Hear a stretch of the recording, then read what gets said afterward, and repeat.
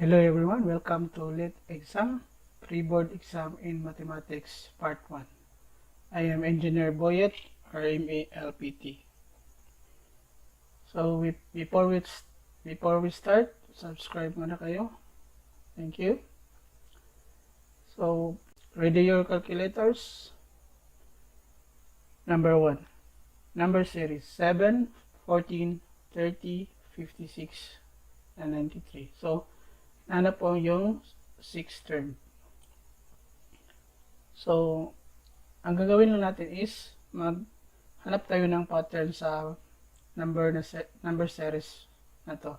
So, napansin niyo yung first term at second term is mag-add po sila ng 7. Dahil 7 plus 7 is 14.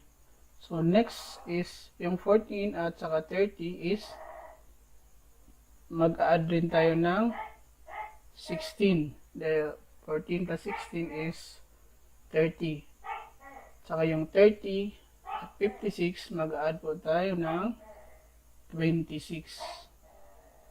Saka yung 56 at 93, add po tayo ng 37. So, hindi pa makikita yung pattern dahil malalaki yung number. So, sa taas naman is 7 and 16, mag-add tayo ng 9. Yung 16 at 26, mag-add po ng 10. So, napansin nyo may pattern na 9, 10. So, yung 26 at 37, na-add po siya ng 11. So, ibig sabihin, yung next nating i-add is 12. So, 37 plus 12 is 49. So, i-add mo natin yung 93 plus 49 equals to 142. So the correct answer is letter A. Number 2, number series 150, 102, 70, 46, and 26. So meron pong nahanap na ika-anim na term. So letter A, 10, letter B, 2, letter C, 8, letter D, 4. So, ang gawin rin natin is hanap tayo rin ng pattern. So, 150 saka 102, may difference po sila na 48. Yung 102 at saka 70, may difference pong 32. Yung 70 at saka 46, may difference pong 24. 46 at 26, may difference po na 20. So, mahirap pong hanapin yung pattern. So, sa 48 at 32, meron pong 16. 32 at saka 24, meron pong 8. Sa 24 at 20, meron po siyang 4. So, napansin nyo, may pattern na po tayo. Mag-divide po tayo ng 2 rito. So, 16 divided by 2 is 8. 8 divided by 2 is 4. Dito, mag-divide din tayo ng 2. So, magiging 2. So, 20 minus 2 was 2. 18. So, mag-subtract din tayo rito is 26 minus 18 equals 8. So, the correct answer is letter C. Number 3. 20 is 80% of what number?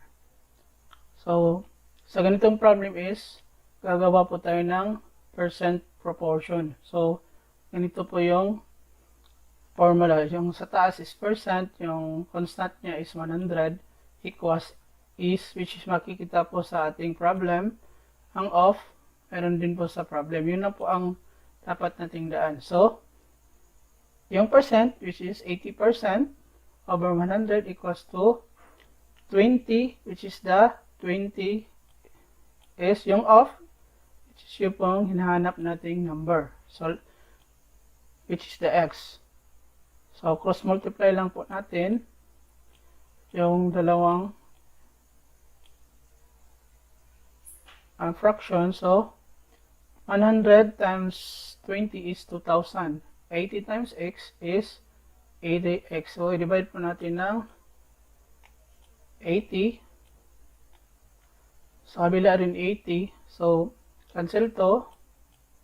So, 2,000 divided by 80 is 25. So, pwede rin natin calculate yan using calculator para po madali po. So, allowed naman po tayo na gumamit ng calculator during exam. So, gagawin lang po is, input lang po natin tong formula na to. So, 80 over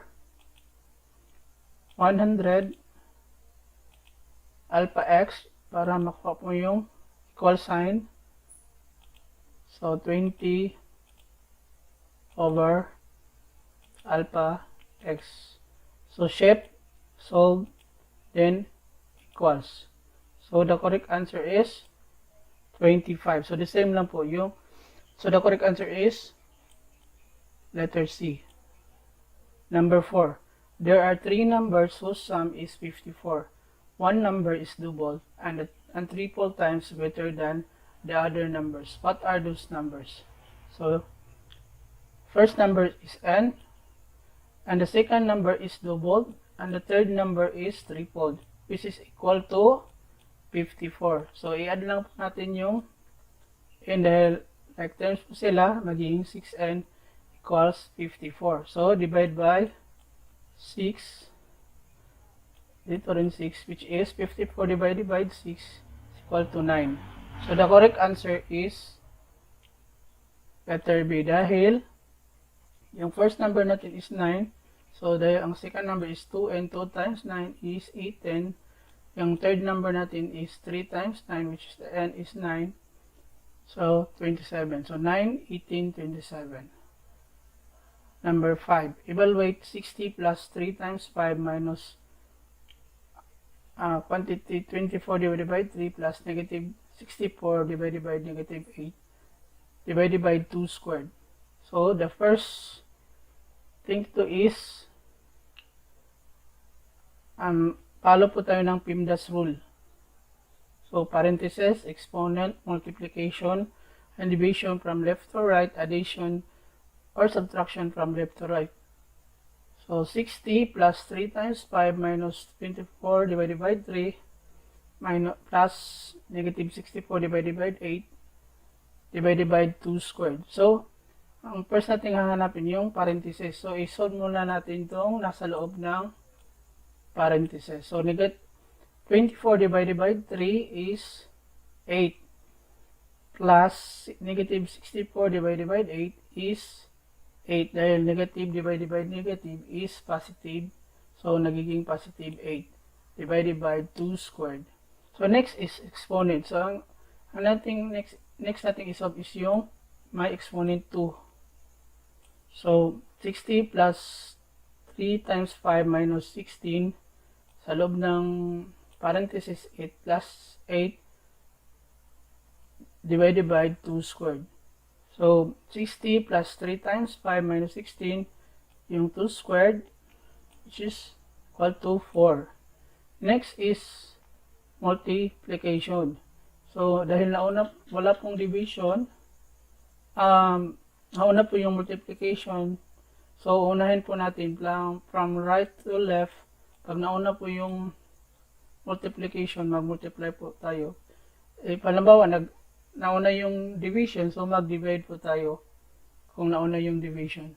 So, dahil sa example na to, nauna yung multiplication, siya po ang uunahin. So, 60 plus 3 times 5 is equal to 15 minus, so, 16 divided by 4 is negative 4. So, addition. Next is addition. 60 plus 15 is 75 minus 4 is 71. So, correct answer is 71. So, pwede rin natin isolve yan sa calculator. So, follow lang po yung nasa problem. Dapat po follow yung parentheses saka yung operation niya. So, minus parentheses 24 divide 3 plus negative 64 negative 8, then parentheses divided by 2 squared. So, equals. So, the same answer, which is 71. Number 6, ratio of 70 meters and 3 kilometers. So, convert first 3 kilometers to meters. So, conversion is 1 in every 1 kilometer there are 1,000 meters. So, 3 kilometer is 3,000 meters. So, divide mo lang natin to using calculators dahil malaki po yung numbers. So, 750 divided by 3,000 equals to 1/4. So, yung 1/4 is equal to also 1:4. So, the correct answer is letter D. So, number 7. There are 50 students in a class. 15 of those students are boys. What percent of the class are girls? So, boys plus girls equals 50. So, there are 50 students. So, 15 boys. Hindi po tingnan yung number ng girls. So, 50 minus 15. So, 35 po yung girls. So, what percent of the class are girls? So, ilang percent po yung 35 sa 50? So, 35 is what percent of 50? So, gagawa po tayo ng percent proportion. So, ang percent is yun po yung hinahanap natin. Yung constant na 100 equals the 35 girls of 50 students. So, cross multiply 3,500 x times 50 is 50x. So, divide by 50 on both sides. 50. So, 3,500 divided by 50 is 70. So, using calculators, dahil allowed naman po tayo gagamit ng calculators.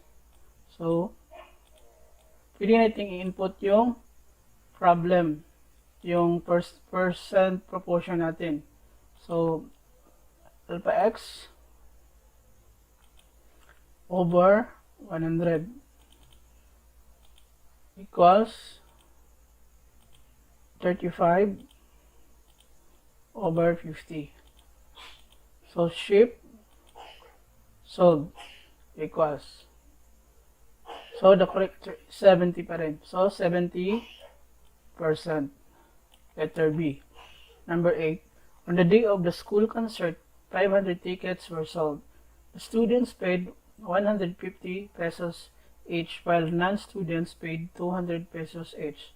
If the total of 85,000 pesos were collected, how many non-students attended? So, let x the number of students, then let y the number of non-students. So, according to the problem, 500 tickets were sold. So, yung students at saka yung non-students is equal to 500 in all. So, yun po yung nasa concert is 500 lahat. So, next is, this is our equation 1. So, sabi rin sa ating problem is 100 pesos for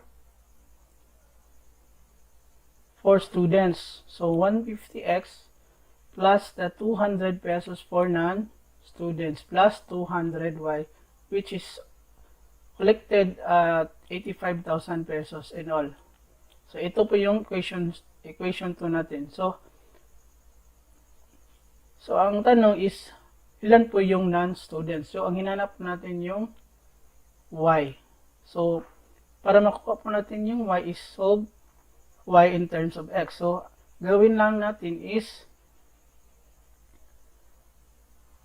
yung equation 1 is, mag-multiply po tayo ng 150. So 150 divided 150 times x is 150x.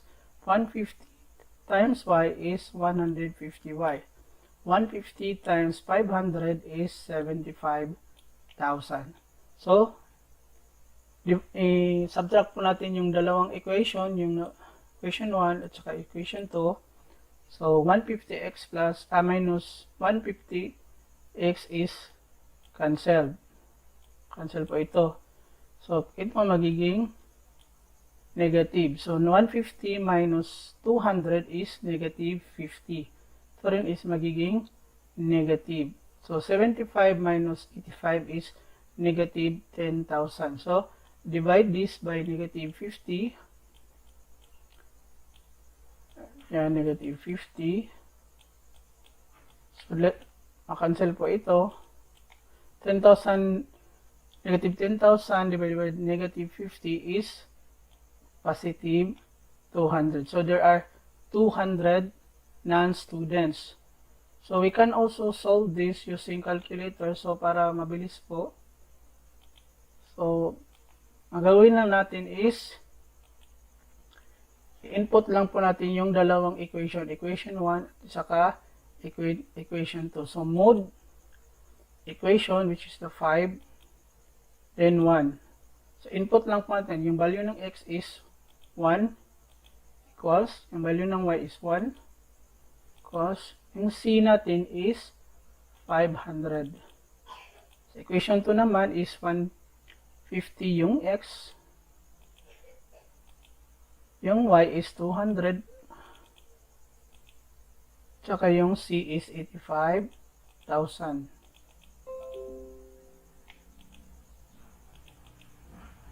So, equals. And then, equals.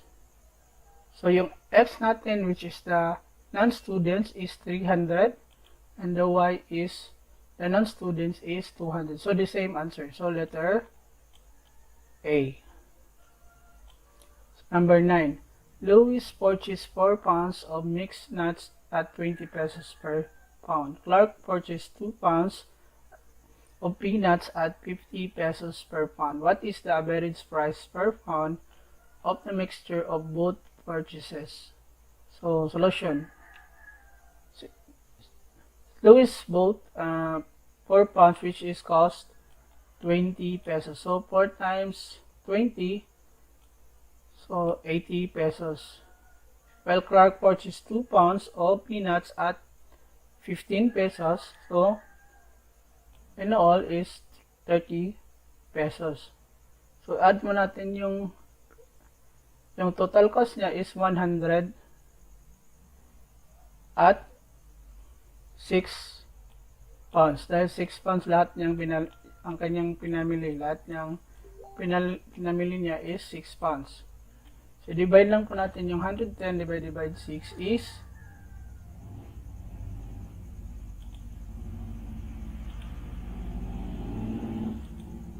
110 divided by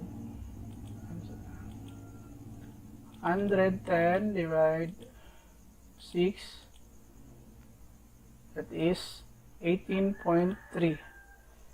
So the correct answer is letter A. Number 10. A laborer can finish the job in 4 days. Another laborer can finish the job in 6 days. If both laborers plus a third laborer can finish the job in 2 days, how long will it take for the third laborer to finish the job alone? So let X, the laborer 1, let Y, laborer 2, and let C, laborer 3. So meron po tayong formula sa work problem. So ganito po yung formula for work problem. So lagi nyo lang tandaan. So yung y over x, yung sa laborer x, plus y over 1 over y sa laborer 2. At saka y plus y over c for laborer 3. So kung lahat sila magtutulungan, ito po yung matatapos nila po. Lahat sila ay magtutulungan. Yung oras po, yung time for them to finish the job. So, plug in lang po natin yung numbers. So, labor X or laborer 1, matatapos po niyo ng 4 days yung trabaho. Laborer 2, which is the Y, and finish the job in 6 days. Kung silang lahat is magtutulungan, so they can finish the job in 2 days. The question is, yung third laborer, how long will it to finish the job alone? So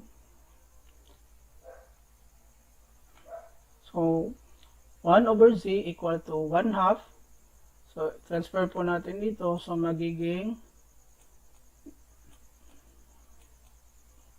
subtraction. So 1/2 minus 1/4 minus 1/6. So LCD is 12. So 12 divided by 2 is 6. 6 times 1 is 6. 12 divided by 4 is 3. 3 times 1 is 3. 12 divided by 6 is 2. 2 times 1 is 2. So 6 minus 3 is 3. Minus 2 is 1. 1/12. So laborer 3 can finish the job in 12 days. So pwede rin natin isolve yan just using calculators. So ang gagawin lang natin is plug in lang po yung equation. So plug in lang po natin yung equation, which is 1/4 plus 1/6 plus 1/z, or pwede rin mag-x kayo dyan. So equals 1/2. So solve equals, so the answer is 12. So the same answer. So letter C.